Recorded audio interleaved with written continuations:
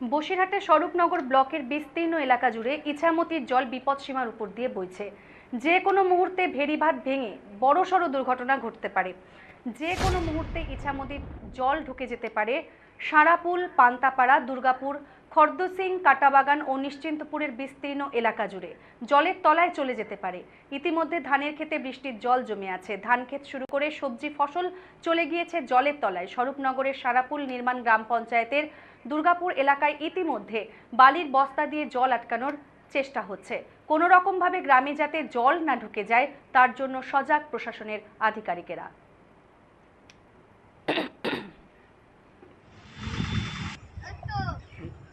এদিকে আসুন তো, আপনার একটু এদিকে আসুন।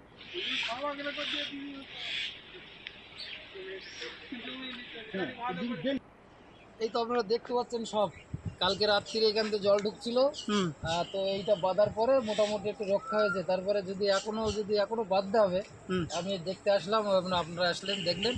এবং ওই সাইডে আমাদের বিদ্যাধারী পড়ে, ওই সাইডে বিদ্যাধারীর ওখানে ওই রাবারটা বেঁধেছিলাম আমরা জেসিবি দিয়ে। এবং এটাও এই কালভার্ট, এই সুইচ গেটটাও বাঁধা।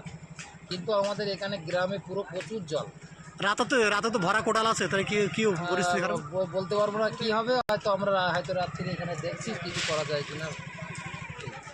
ব্লক প্রশাসনের পক্ষ থেকে কোনো ব্যবস্থা নেওয়া হয়? জানিয়েছিলাম, আমি বিডিও সাহেবকে জানিয়েছিলাম, উনি কোনো ইয়ে করেনি, বললো আপনারা করে নেন ওইটা। জল বাড়ছে। এই জায়গাটার নাম তো দুর্গাপুর ঘাট। এই আজকে তো সারাসারির গোন আছে, আজকে কি ভাবছেন আপনারা? ভাবছি বলছে এই রাস্তায় এখন যদি কিছু না দেওয়া হয়, নদীর জল আমাদের গ্রামে ঢুকবে। ও কাকল, পটল, ধান সব বুড়ে গেছে, সব বুড়ে গেছে। আর এই যে অবস্থায় কি হতে পারে এখন এই যে অবস্থা, এখন এর যদি ভেঙে যায় তা আমাদের এখান থেকে তো সব তলি যাবে, আমাদের এই ঘর বাড়ি সব তলি যাবে। কতখানা গ্রাম আছে এর ভিতরে?